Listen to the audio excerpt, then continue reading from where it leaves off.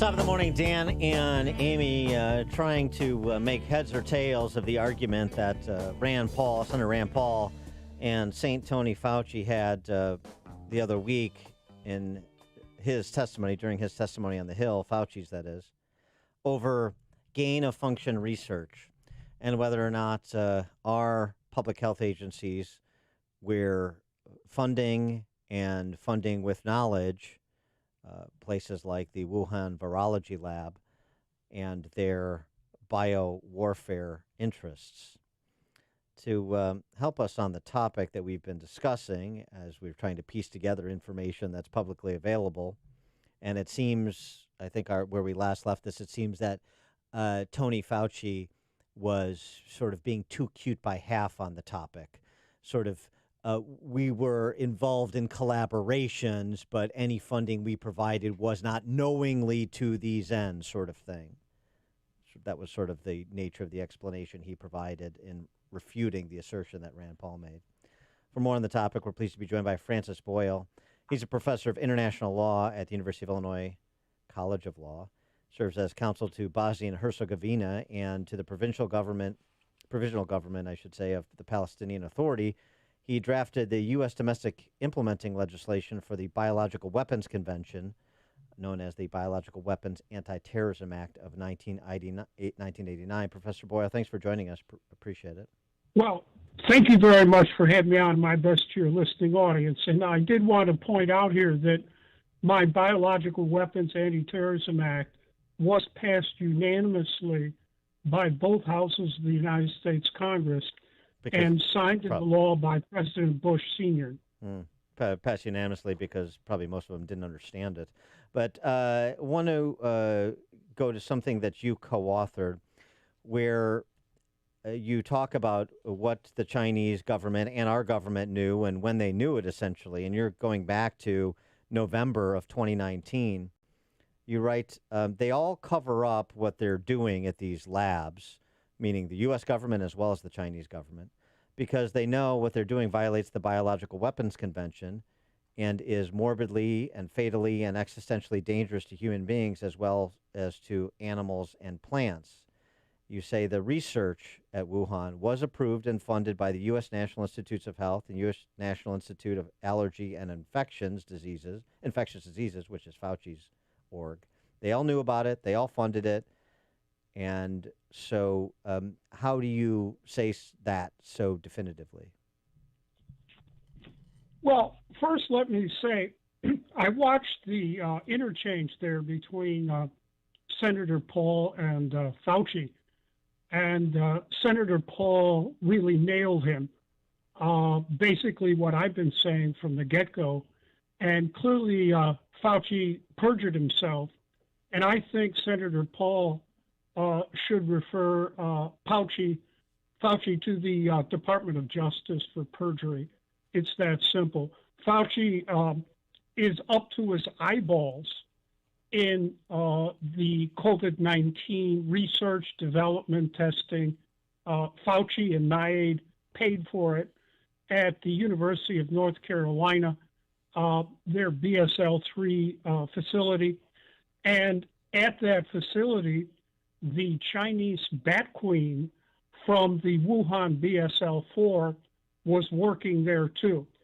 It's all on the research article published by Barrick, the director of the UNC BSL-3. And also the FDA is on there. The Harvard Medical School is on there. Biden's current CDC director, Walensky, is from the Harvard Medical School. So all these people were involved in the development of COVID-19, which is an offensive biological warfare weapon. And why? And why would Tony Fauci and the National the National Institutes of Health and of Allergy and Infectious Diseases, why would they get involved in something like that? Because that was Fauci's job. Going back to the Reagan administration, what precipitated my call for the implementing legislation, the Biological Weapons Convention, in 1985, when I gave a briefing on Capitol Hill to members of Congress, was the fact that the Reagan administration and its neoconservatives had gotten into using DNA genetic engineering for the purpose of research, development, testing, and stockpiling of biological weapons. And Reagan appointed Tony Fauci to head that program up. I think it was about 1983 or 4. And it was also under the auspices of the National Institutes of Health. And they, too, are on the contract here at the University of North Carolina. And we have to understand they were working with the Wuhan BSL-4 and the Bat Queen. Wuhan BSL-4 is China's equivalent to Fort Detrick. Now, just think about that. We all know what goes on at Fort Detrick: research, development, testing, stockpiling, biological warfare weapons, including Amerithrax that came, that hit us in October of 2001, and I blew the whistle on that too the first week in November of 2001. Yeah. So all these people are working with China's Fort Detrick. Yeah. Okay. But so here's the question, though: is there anything necessarily nefarious about research in this area? In other words, could the argument be made that we have these agencies do research in this area for prevention or response in the instance that there is a viral outbreak? That we want them tip of the spear in understanding what viral threats exist and how we should respond if a virus was to break out like it did with COVID or SARS or Ebola, et cetera. Right. Well, that's the bogus pretext. Why is it bogus? Why is it bogus? Over the years, because what they do is they go out and develop and research offensive biological warfare weapons in the first place, using DNA genetic engineering and now synthetic biology. And then they say, well, now we have to have a vaccine to protect us from the biological warfare weapon we've already developed. And that's now what's going on with COVID-19. Fauci's been doing this. Fauci's been doing this ever since about 1984. That's how long I've been up against Fauci and his people doing this type of work.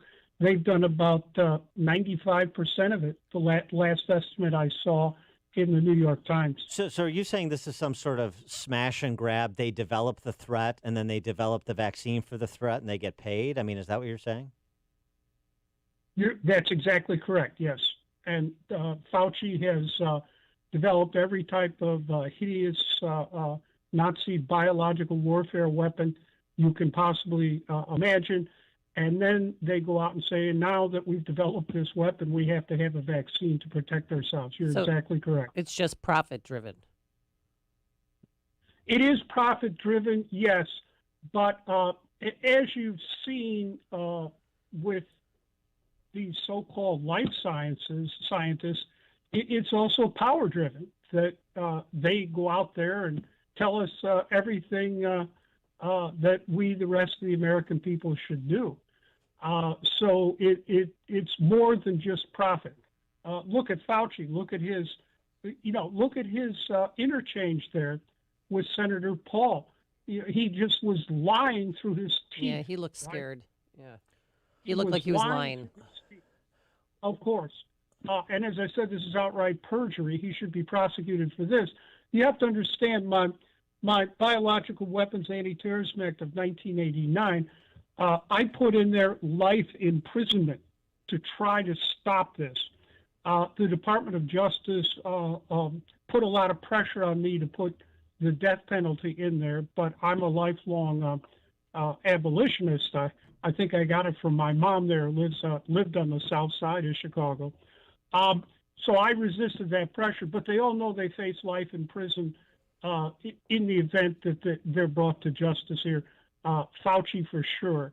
He's at the top of my list. Well, how would you distill the gain of function back and forth between Rand Paul and Tony Fauci, where Fauci vehemently denied that he was involved in facilitating any gain of function funding for Wuhan, and Rand Paul pushed back and basically said, "Look, it was your people there.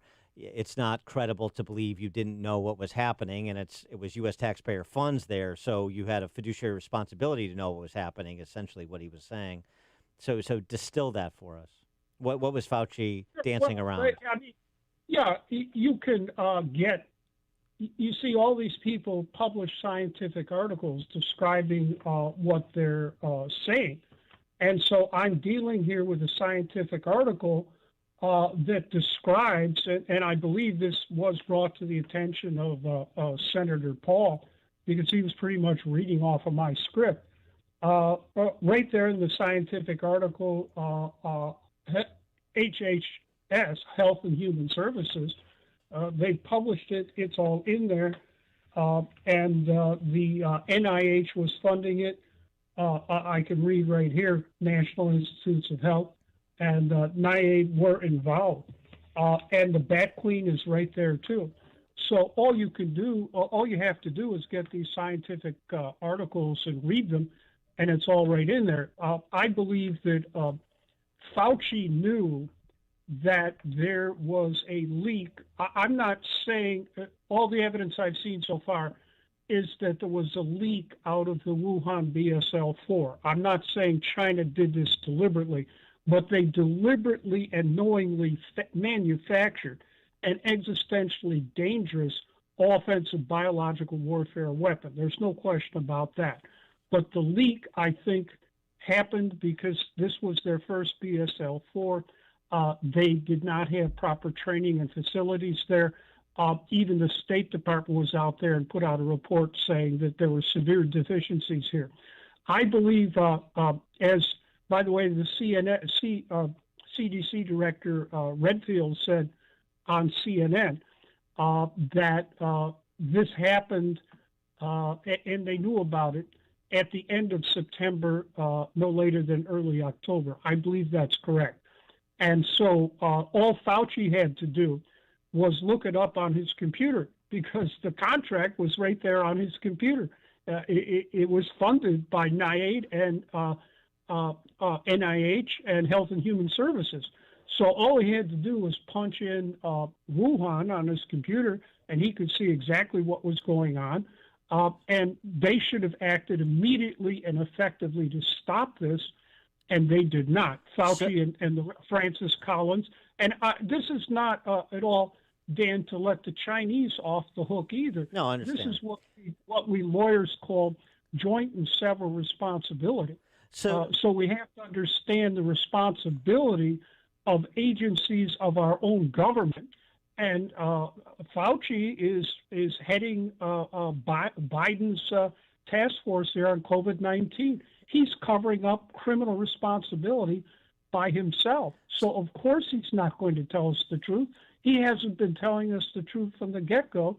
This all hopefully could have been prevented if Fauci had acted immediately and effectively, I would say no later than early October, and brought this thing under control. This was not done. Okay, so if that's true in terms of the timeline of when they knew or should have known about what happened in Wuhan, then when Tony Fauci said on the third week of January in 2020 that COVID was not something that Americans should be worried about, you're saying that he would have had to have been knowingly lying and, by extension, delaying America's response to that outbreak based on what he knew or should have known in the fall.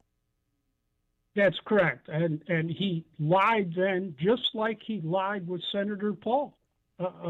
Senator Paul's a smart guy. He's an ophthalmologist, a medical doctor, highly trained and skilled, board certified.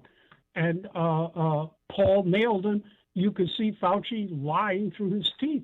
He's been lying through his teeth from the very get-go on this. He knew probably, I would say, no later than October.